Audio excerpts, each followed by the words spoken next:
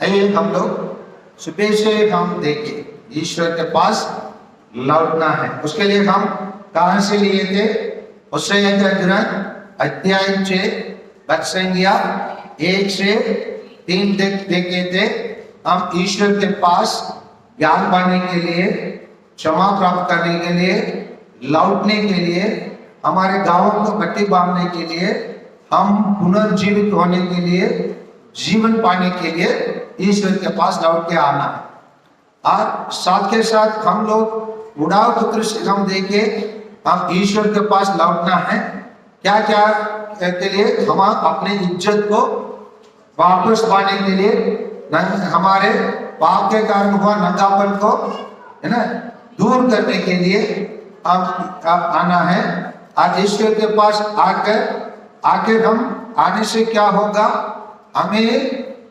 हमें 2 गुना पहले से जैसे रहे उसी से और अच्छे रहने के लिए, हमारे पाप के आधार पर नहीं, ईश्वर की कृपा और दयालु के आधार पर हम इस धरती में ईश्वर हमको स्वीकार करेंगे और स्वर्ग में भी स्वीकार करेंगे जब हम अपने पापों को स्वीकार करके जाते हैं।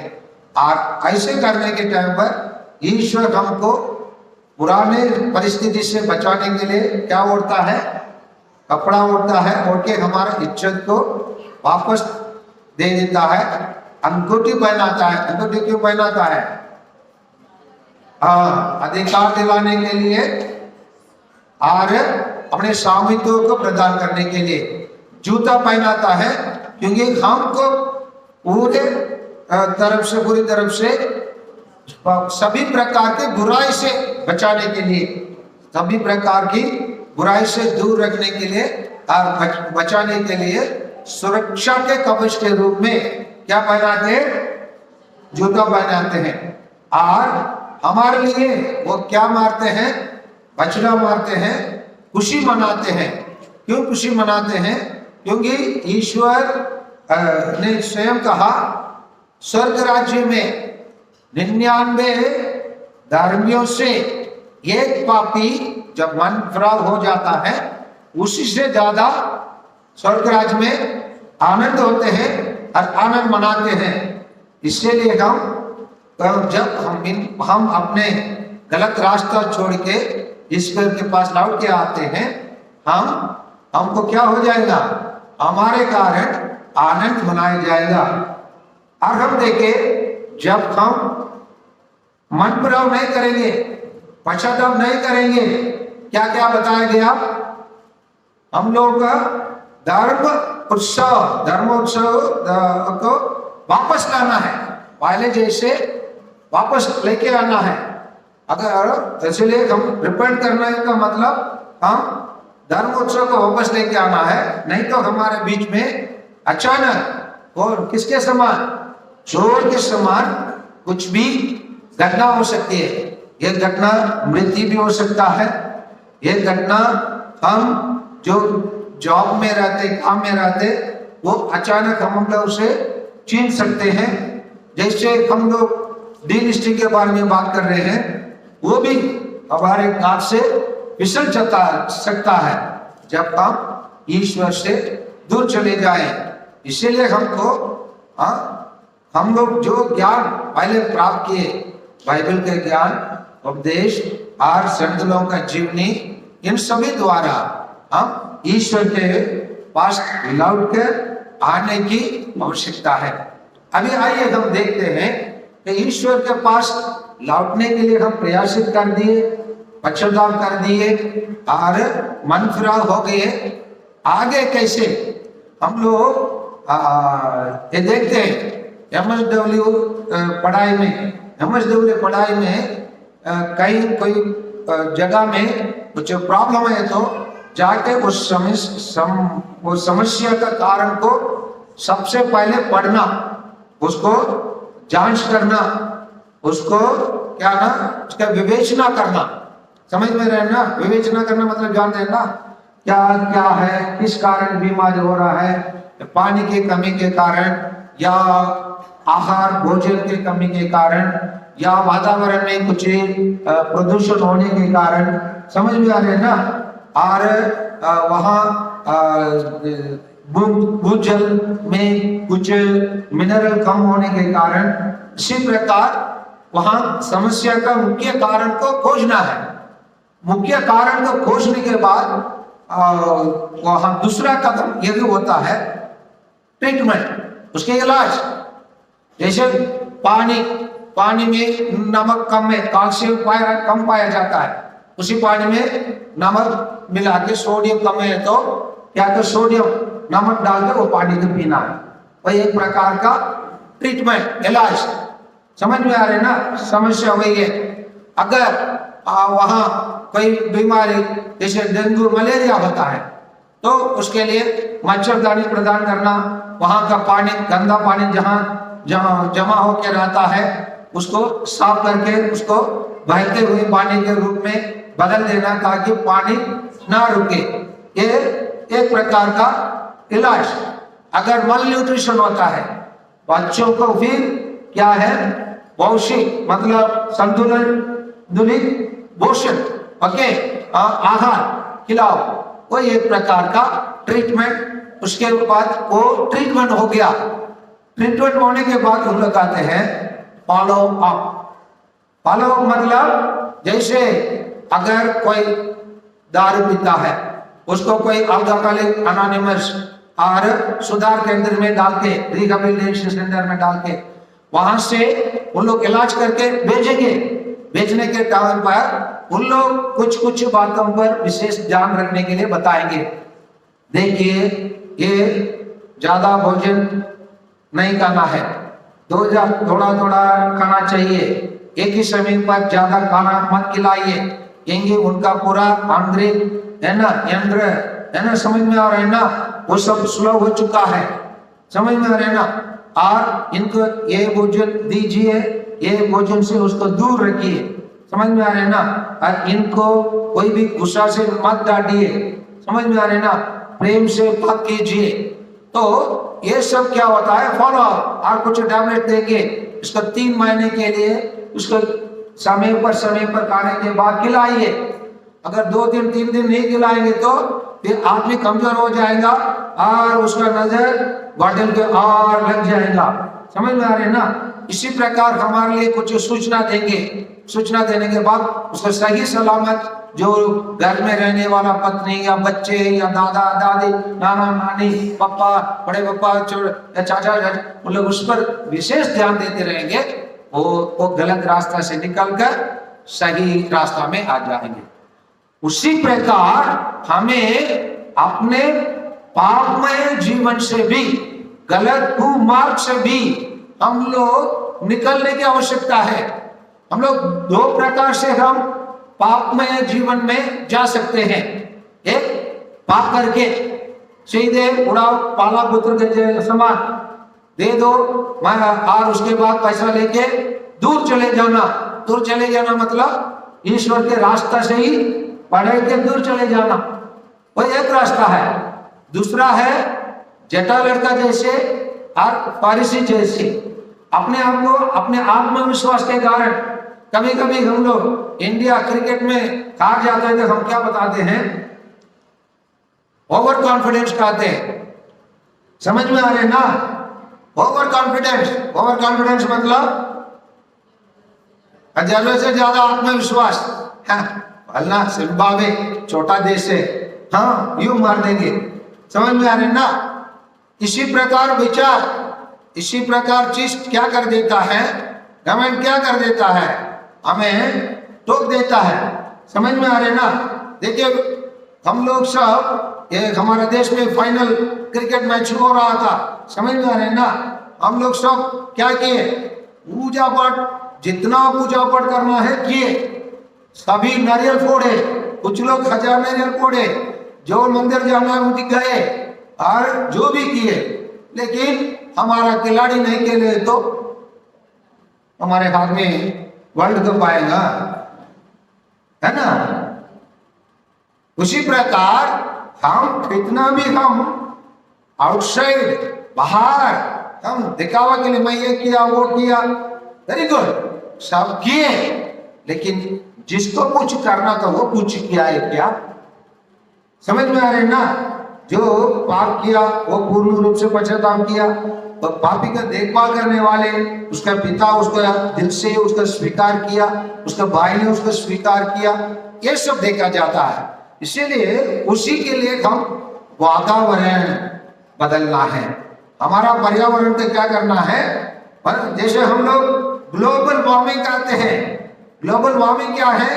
हम कोई चीज को अनाप शनाप को हम क्या कर देते, वो भी हम कर देते। समझ में आ रहे ना? कोई चीज को हम अनाप शनाप का प्रयोग करेंगे तो शारीरिक भौतिक रूप से परिवर्तन हो जाता है। उसी प्रकार हम कोई चीज को अनाप शनाप का ज्यादा जरूरत से ज्यादा हम आध्यात्मिक रूप से भी हम प्रयोग करें या नजरअंदाज करें, फिर भी हम लोग गलत रास्ता में चल सकते हैं। नहीं जाना है तो क्या करना है? जानना है नहीं जानना है? जानना है तो चलिए सुक्ति ग्रंथ कहते हैं, या इंग्लिश में कहते हैं प्रोवर्ब्स। उसको क्या कहते हैं? प्रोवर्ब्स। प्रोवर्ब्स में अध्याय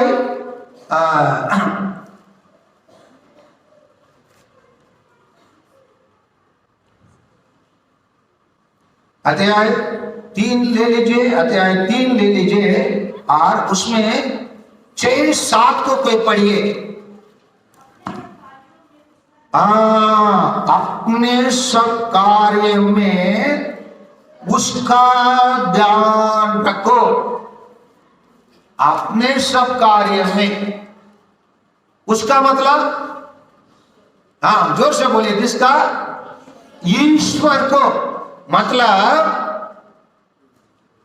हमारे ये चीज को देखा हूं, विशेषकर लगभग 20-25 वर्षों से बस को देखभाल करते, स्कूल जैसे देखभाल करता वैसे बस को भी देखभाल करते आया हूं। ड्राइवर लोगों को मैं देखा हूं, ड्राइवर लोगों को देखा हूं, उन लोग बस में चढ़ेंगे, अपना चढ़ने के पहले, चरण में बढ़ने के पहले अगल बगल में जो वाटिका रहेंगे उधर से 1 और 2 फूल लेके आएंगे, और अपने घर मतलब स्टेयरिंग के बगल में ही उन लोग अगरबत्ती रखा रहते हैं, अगरबत्ती रखेंगे और उसको जलाएंगे, उसको अपने स्टेयरिंग के ऊपर ऐसे 1 और 2 बार करेंगे, फिर वो फूल को खान रखे सामने रहने वालों भगवान का रखेंगे, उसको छुएंगे 1 और 2 बार। उसी के बाद उन लोग गाड़ी को चालू करेंगे, जैसे जाकर तुरंत गाड़ी को चालू नहीं करते।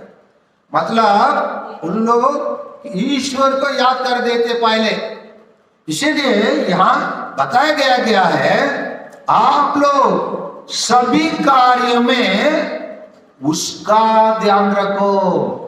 अभी हम सुधर गए, पाप स्वीकार गए, सही मार्ग पर चले गए, है ना? आरती हम लोग काम कर रहे हैं, कहां चले गए? ईश्वर के पास गए। तो जाने के कारण हमको क्या करना है? अभी सभी कार्य में किसको ध्यान रखना है? उसको, उसका माने ईश्वर को, और वो किसी और को ध्यान में रखे हुए, है ना? इसीलिए क्या रखना है? ईश्वर को। ईश्वर को क्या रखना है? ध्यान रखो। उसके इंग्लिश में कहते हैं फर्स्ट प्रायोरिटी टू गॉड। प्रथम प्राथमिकता किसको देना है? ईश्वर को देना है। In everything, okay, first take the name of God. ईश्वर का नाम को पहले लेना है। किसका नाम? ईश्वर का नाम को लेना। तो इसलिए पहले सब कार्य में, सब बाइबल में कहता है प्रथम सब कार्य में ईश्वर का ध्यान रखो, और तुम्हारा मार्ग क्या करेगा? प्रशस्त कर देगा। समझ में आ रहे ना?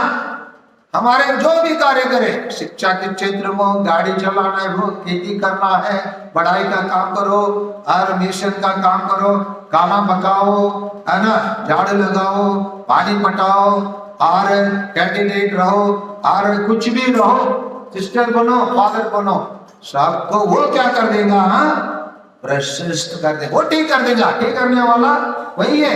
इसीलिए डॉक्टर लोग भी कुछ कुछ हॉस्पिटल में वो लोग लिखे रहते हैं, वी ओनली ट्रीट, पूरा कीजिए, we only treat, God only heels.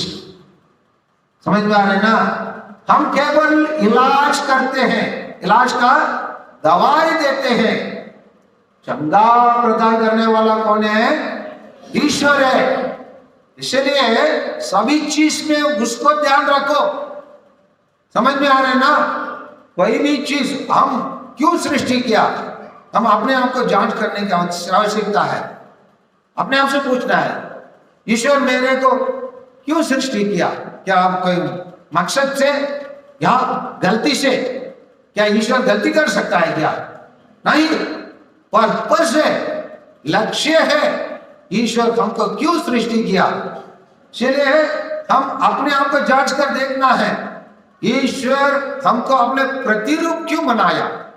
हम देखते हैं हम लोग बहुत सारे जीव प्राणियों हैं, रेंगने वाला प्राणी है, उड़ने वाला प्राणी है, पानी में जीने वाला प्राणी है, बहुत सारे पौधे हैं, हमारे घर के आंगन में रहने वाला कटहल या आम या केला कभी उठ के ए मालिक, ए मालिक, ए मालकिन, आज मेरे को पिज्जा घर लेके जाओ, बोला है? वो भी एक जीवन है ना, ऐसा ना? यस। लेकिन उन लोग जब से जन्म लिए तब से कहां पर रहते हैं? वहीं पर रहते हैं। लेकिन हमको ईश्वर ऐसे बनाया क्या? नहीं बनाया। इसका मतलब कुछ महत्व है। There is a reason behind, कुछ मकसद है। हमको ईश्वर है ना ऐसे बनाए मानव के रूप में, उसको हम खोजना है। इसीलिए खोजना के कैसे खोजना है? मत्ती की सुसमाचार अध्याय 6 संख्या 28 और 29 को पढ़िए। कैसे खोजने के लिए हमें बताया गया है। मत्ती के सुसमाचार, हाँ, खेत के फूलों को देखो, वह कैसे बढ़ते हैं। ना तो श्रम करते हैं, ना तो खाते हैं, और फिर भी मैं तुम्हें विश्वास दिलाता हूँ, सुलेमान अपने पूरे कारोबार में उनके में एक भी इसके बराबर नहीं रहा, उनके सौंदर्य में। और इसलिए आगे बढ़िए, है अविश्वासियों,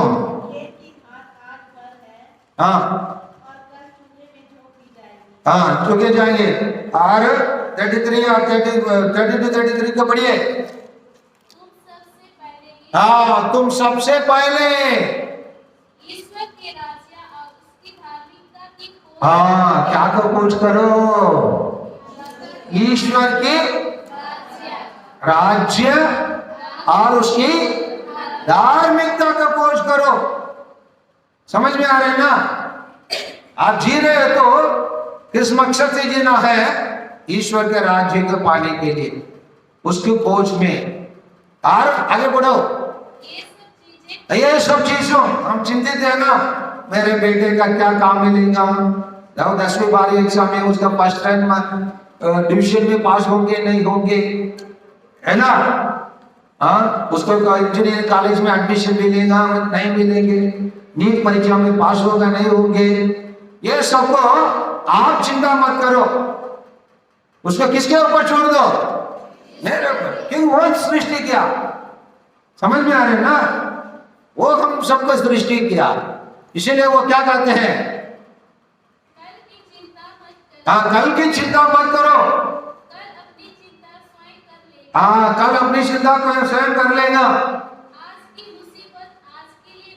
आज की मुसीबत आज के लिए बहुत है,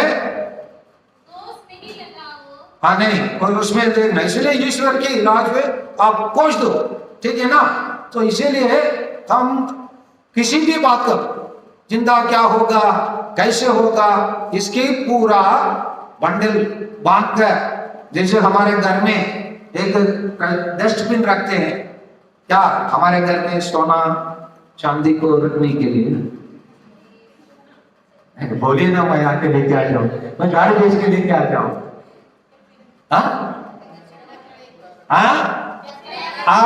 कचरा को उसके बाद हम क्या करते हैं, कहा, उसी प्रकार हम अपने चिंता है ना, अपने परेशानी, अपने दुख तकलीफ, इस सबको कचरा डब्बा में डाल के कहां लेके आ जाओ, ईश्वर के पास, मेरे पास आके छोड़ दो, अपने चिंता को मेरे पास छोड़ दो। मैं अगर आसमान में रहने वाले पक्षियों को और पानी में रहने वाला मछलियों को और धरती में रहने वाला घास को मैं जिला सकता हूं, जीवन प्रदान कर सकता हूं, आपको मैं सोच समझ कर बनाया, यूं बोला यूं आए नहीं, मानव हो जाए नहीं, लेकिन ईश्वर बनाने के टाइम पर सोचा, ईश्वर सबके बनाने के बाद देखा अच्छा लगा, मानव को बनाने के बाद देखा कुछ कमी पाया। क्या कमी पाया? ईश्वर सबको भला सृष्टि करने के बाद अच्छा ही देखा, मानव को सृष्टि करने के बाद क्या देखा?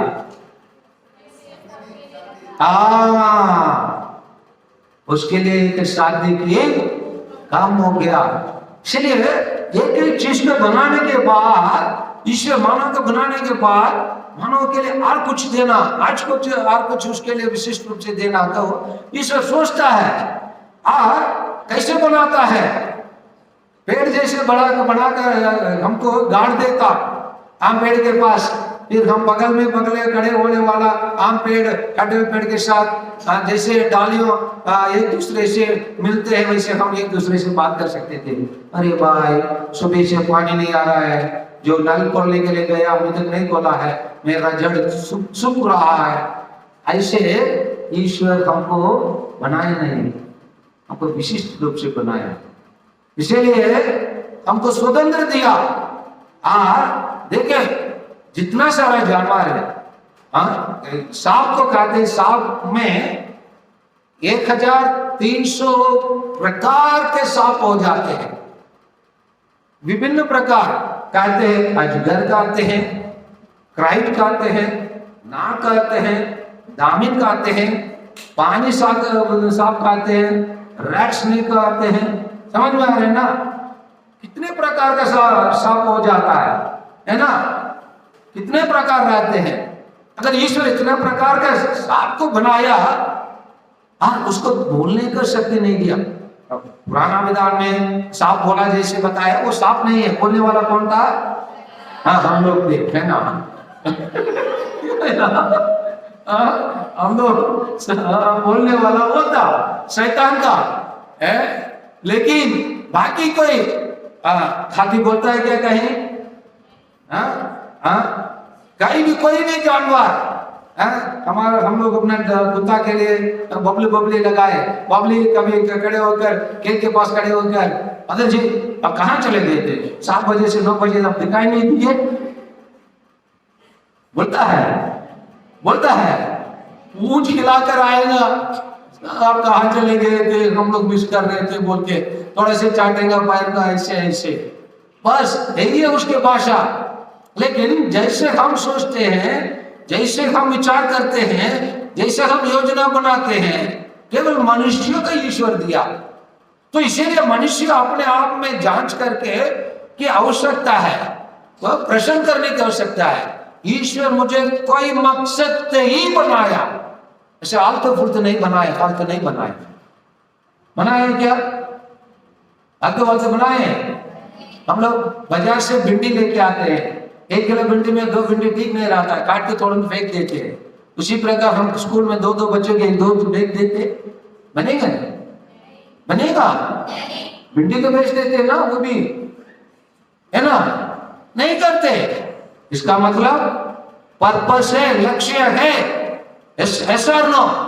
अरे यस, 7 को पढ़िए। हाँ 7 को पढ़िए।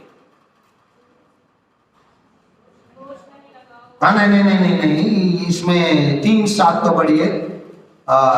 सुक्ति ग्रंथ में 3:7 को।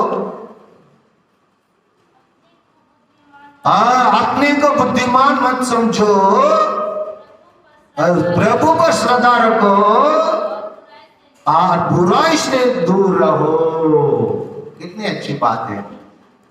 बहुत बार हम लोग क्या करते हैं, अपने को बुद्धिमान और कीर्तिमान शक्तिशाली समझ लेते। इसीलिए बहुत सारे लोग क्या कहते हैं, मैं ईश्वर से दूर हूं, मैं ही कमाता हूं, आज तक मैं कष्ट को नहीं देखा हूं, मैं भी कमाता हूं, मेरे पति भी कमाते हैं और हमको कोई प्रॉब्लम नहीं है। आप लोग ईश्वर पर विश्वास करते हैं, आप लोग परेशानी तो झेलते हैं, अगर ईश्वर होता तो आपको परेशानी में नहीं डालना बोलकर कुछ लोग इस प्रकार क्या करते हैं, अपने को बुद्धिमान समझ लेते, अपने आप को ईश्वर का स्थान दे देते, ईश्वर के रूप में रख देते। इसीलिए ईश्वर क्या कहता है, प्रभु पर श्रद्धा रखो और बुराई से दूर रहो। ऐसे एक कहने वाला व्यक्ति के बारे में बाइबल बताता है। योग का ग्रंथ, अय्यूब कहते हैं या योग इंग्लिश में जॉब, और अध्याय ये पद संख्या 1 से 5 तक थोड़ा पढ़िए। यहाँ बैठे हुए अभिभावकगण, माता पिता लोग इसे 5 गुणों को आज अपना के घर जाएंगे। अय्यूब का ग्रंथ अध्याय ये पद संख्या 1 से 5 तक। हाँ, उस देश में अय्यूब नाम के एक मनुष्य रहता था। हाँ सुनिए भाई और बहनों सुनिए, वह व्यक्ति कैसे था, निर्दोष था और निष्कपट था। और आगे हाँ, यहाँ पर जैसे बताया गया ना, साथ में अपने को बुद्धिमान मत समझो पर प्रभु पर श्रद्धा रखो और बुराई से दूर रहो। वो कैसा व्यक्ति है, निर्दोष व्यक्ति है, निष्कपट व्यक्ति है और ईश्वर पर श्रद्धा रखने वाला व्यक्ति है। और आगे और बुराई से दूर रहने वाला व्यक्ति है। और 5 का पढ़िए।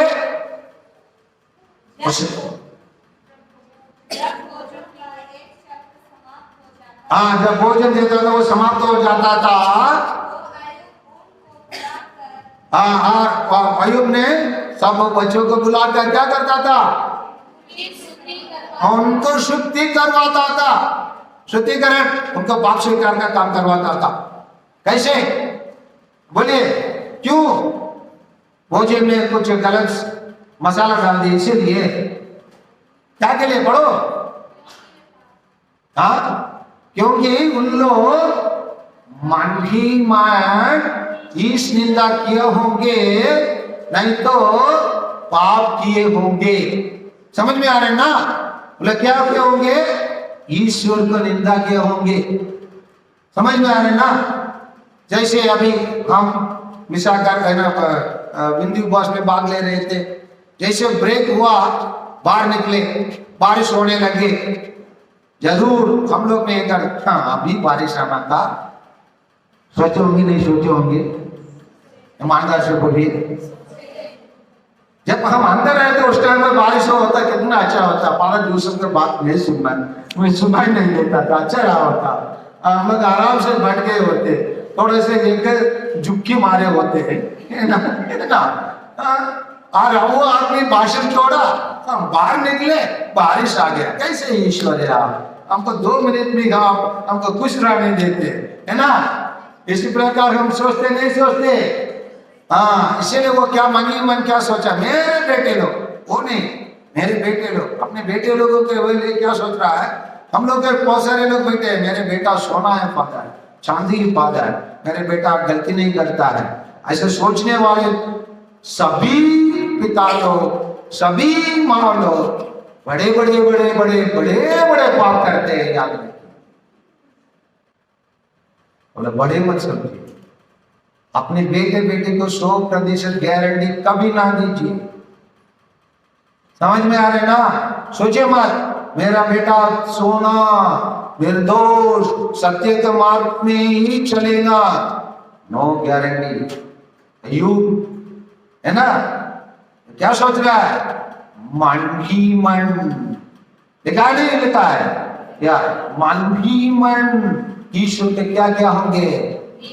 निंदा किए होंगे और पाप किए होंगे। ये संभव है नहीं? असंभव है? संभव है। कभी कभी हम कोई माँ बाप को पूछ तो क्यों मारते हैं? पता नहीं कहां से सीख के आया, इतना बड़ा गाली दे रहा मेरा बेटा। सुने होंगे ना, मारे भी होंगे ना। कहां से? अड़ोसन पड़ोसन से, नहीं तो पापा मम्मी के देने के टाइम सुना होगा, या मम्मी तो पापी के बोलने के टाइम को सुना होगा। समझ में आ रहे ना? तो इसीलिए इस निंदा किए होंगे, मन ही मन पाप किए होंगे।